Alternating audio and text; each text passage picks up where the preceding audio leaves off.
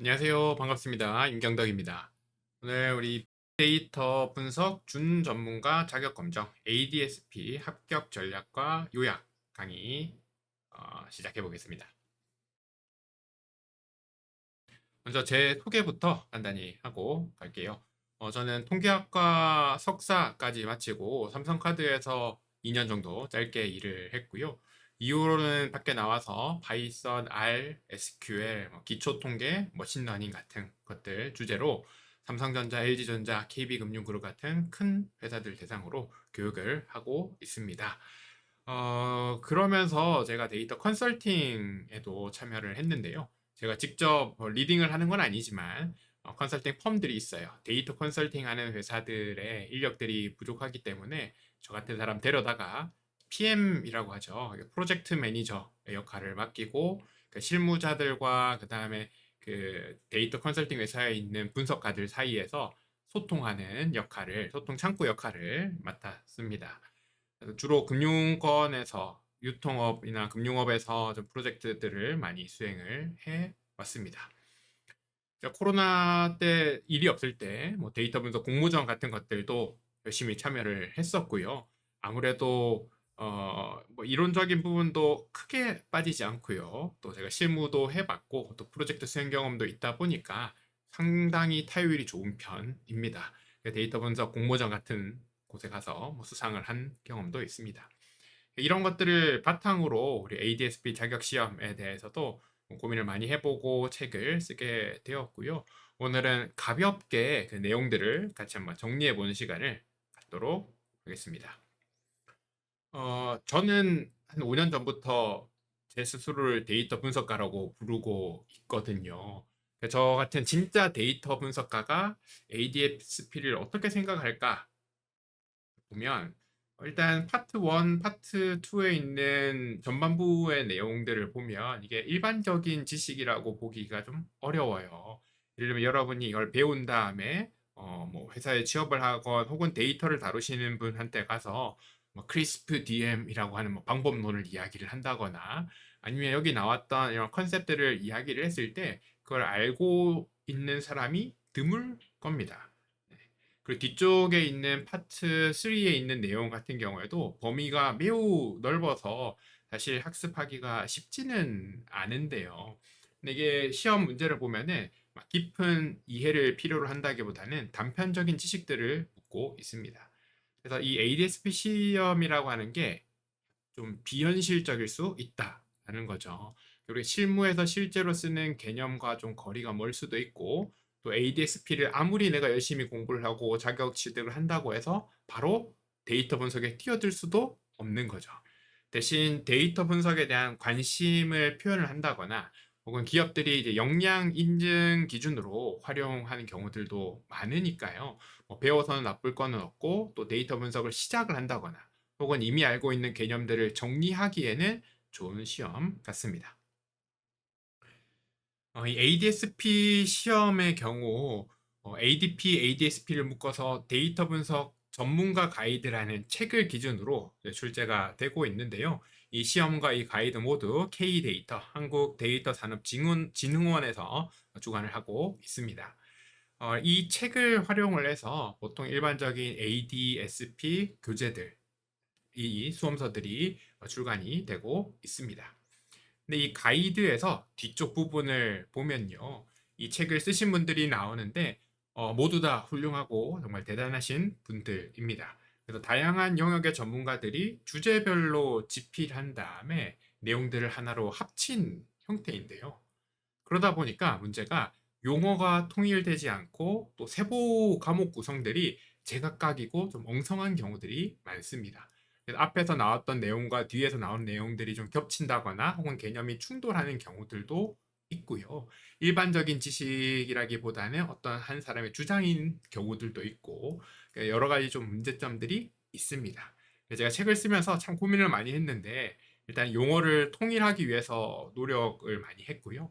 특히 세 번째 과목이죠. 데이터 분석 과목에서 세부 구성들을 좀 바꿔서 기존에 있던 가이드의 내용들을 좀 바꿔서 좀 일반적인 주제 구성으로 좀 바꿨습니다. 재구성을 했습니다. 특히 세 번째 과목에서 보면 R이라고 하는 도구의 스크립트라든가 스크립트에 대한 설명들이 중간중간 나와 있었는데요. 이게 오히려 학습에 도움이 안 되는 것 같아서 R 부분을 재배치를 했고요.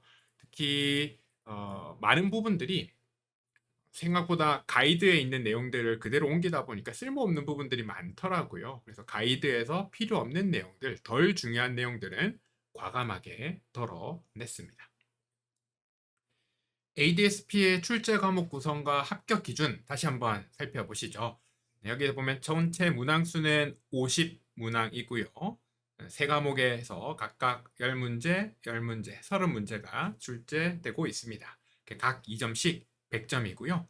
이 시험은 60점 이상을 받으면 합격하는 쉬운 시험입니다. 물론 꽈락 기준이 있기 때문에 과목별로 40%, 그러니까 첫 번째, 두 번째 과목은 최소한 4개의 문제를 맞춰야 되고 세 번째 과목 같은 경우에는 12개의 문제를 맞춰야 되는 거죠. 네. 그래서 전체적으로 봤을 때 문항의 구성이라든가 뭐 기준 같은 것들을 보면 좀 평이한 편이고요. 네. 어렵지 않은 시험이고 생각보다 합격률도 높게 나오고 있습니다. 그래서 이 강의를 듣고 계신 분이라고 해보면 뭔가 나름의 노력을 하고 계신 분들인 거잖아요. 네, 그 정도의 노력과 실력이라면 충분히 합격하실 수 있을 겁니다. 과목별로 보면 출제 경향이 정리가 되어 있습니다. 책에 있는 내용들을 그대로 좀 옮겨 봤는데요. 보시면 출제 모든 영역에서 다 나오고 있죠. 제가 책을 구성을 하면서 필요 없는 내용들을 과감하게 잘라내었기 때문에 사실상 책에 등장하는 내용들은 전부 다 시험에 나올 수 있다라고 보시면 좋겠습니다. 그래서 다른 책들과 조금 다르게 다른 책들에는 필요하지 않은 내용들이 들어가 있다라고 해보면 저는 그 내용을 과감하게 그냥 덜어내버렸습니다. 앞에서 우리가 가이드를 봤지만 무조건 가이드 안에서만 시험 문제가 나오는 건 아니고요. 그 회차의 출제위원이 누군가에 따라서 큰 주제 안에서 얼마든지 가이드 바깥에 있는 문제들이 출제가 될 수 있고요. 그런 내용들을 모두 다 담다 보면 우리 학습량이라든가 이런 것들이 너무 많아집니다. 우리의 목표는 100점을 받는 게 아니란 말이죠. 시험에 통과하기 때문에 필요한 내용들만 좀 잘라내었고 여기 있는 과목들 세부 과목별로 모두 다 중요하니까 천천히 살펴보시면 좋겠습니다. 데이터에 의해 데이터 분석 기획 이 내용이 있고요. 여기서 각각 10문제가 출제해야 되고 데이터 분석 쪽에서 30문제인데 확실히 데이터 분석 쪽에서 30문제가 나오니만큼 내용도 많고 배워야 될 것도 많고요. 특히 개념 이해가 필요하다 보니까 공부를 많이 해야 되는 부분이죠.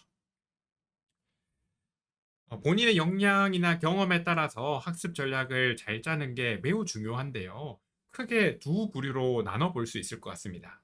첫 번째는 수험 경험이 있는 사람. 그러니까 이런 자격증 시험 같은 것들을 쳐본 사람이라든가 혹은 내가 외우는 걸 꽤 잘하는 편이다 라고 하시는 분들이 있을 것 같고요. 반대로 한쪽에 보면은 기초 통계학, 우리 대학에서 보면 뭐 경제 통계, 경영 통계, 공학 통계 이런 통계가 붙어 있는 과목들이 있죠. 그런 과목을 들어봤다거나 데이터 분석 실무를 한 적이 있거나 이렇게 크게 두 개로 나눠볼 수 있을 것 같습니다. 물론 둘 다 경험하신 분들도 있고 둘 중 어느 한쪽도 해당하지 않으신 분도 계실 텐데요. 본인의 성향에 따라서 조금 더 집중을 해야 되는 혹은 조금 더 쉬울 수 있는 과목이 다를 수 있겠죠.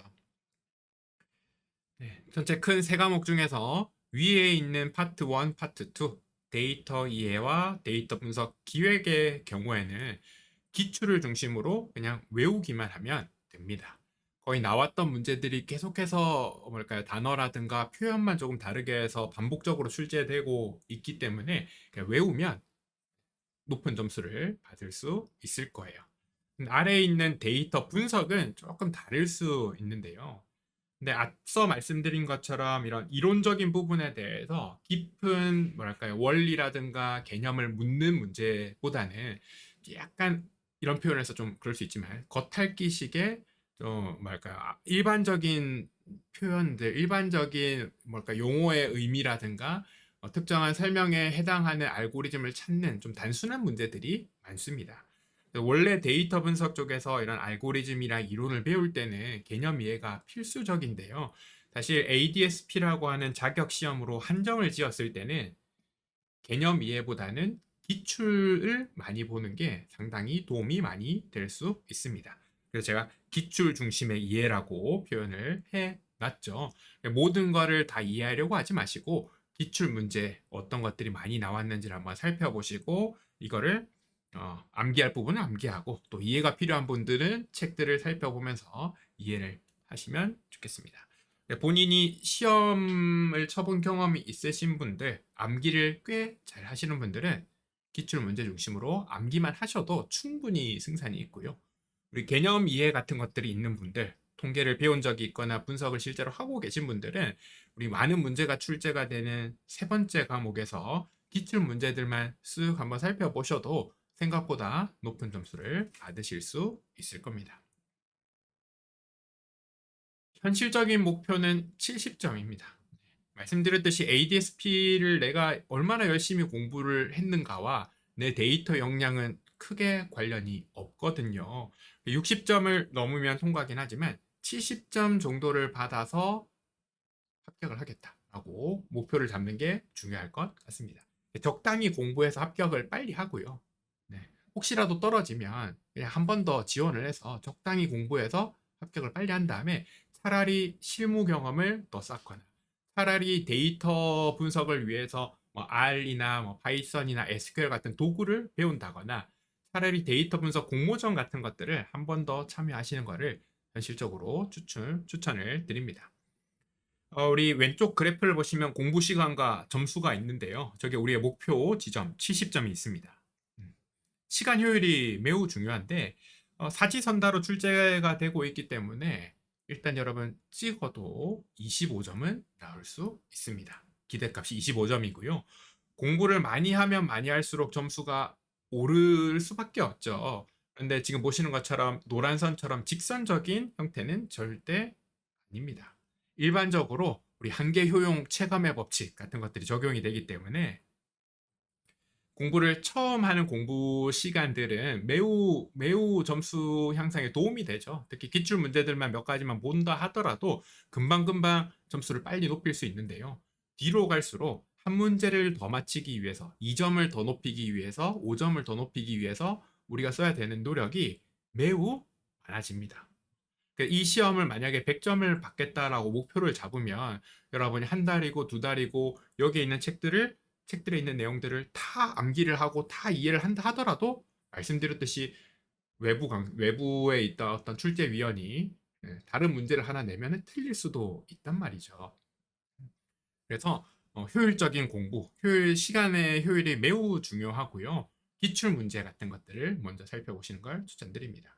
수험서의 특성상 문제가 먼저 등장할 수는 없어요. 중간쯤에 기출 문제가 등장을 할 텐데요.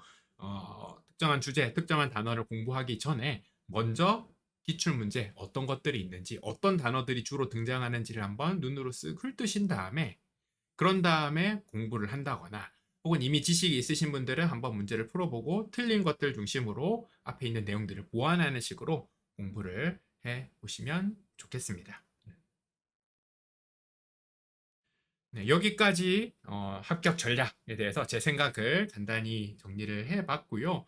요 뒤로 넘어가서는 우리 실제로 각각의 주제마다 어떤 부분들이 있는지 핵심적인 내용들과 좀 애매할 수 있는 부분들, 조심해야 되는 부분들을 같이 한번 짚어보겠습니다.